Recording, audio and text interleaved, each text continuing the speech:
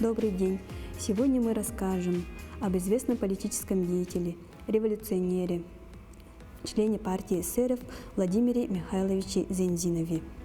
За активную революционную деятельность он был трижды приговорен к административной ссылке в Сибирь.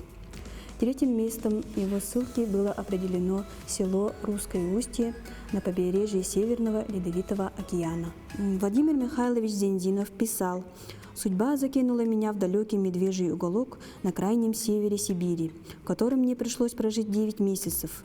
Я не мог отделаться от мысли, что попал в какой-то странный уголок Древней Руси, сохранившийся на далеком севере как обломок далекой и чуждой для нас жизни. У стариков упорно живет предание о том, что их далекие предки еще при Иване Грозном пришли из России на кочах, то есть кораблях, морем». Живя в ссылке, Владимир Михайлович Зензинов занимался этнографией и орнитологией.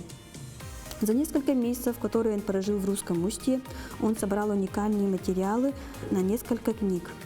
«Старинные люди у Холодного океана», «В гостях у юкагиров», «Очерки торговли на севере Якутской области». Книги были встречены русской общественностью с большим интересом. Благодаря ему о Русском Устье узнали не только в России, но и в Европе и мире.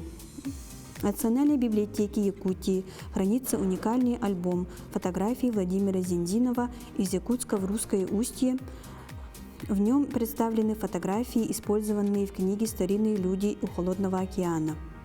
Предлагаем всем ознакомиться с выставкой на платформе Академии культуры Google, где представлен дневник Владимира Михайловича Зензинова об укладе жизни русско-устинцев того времени.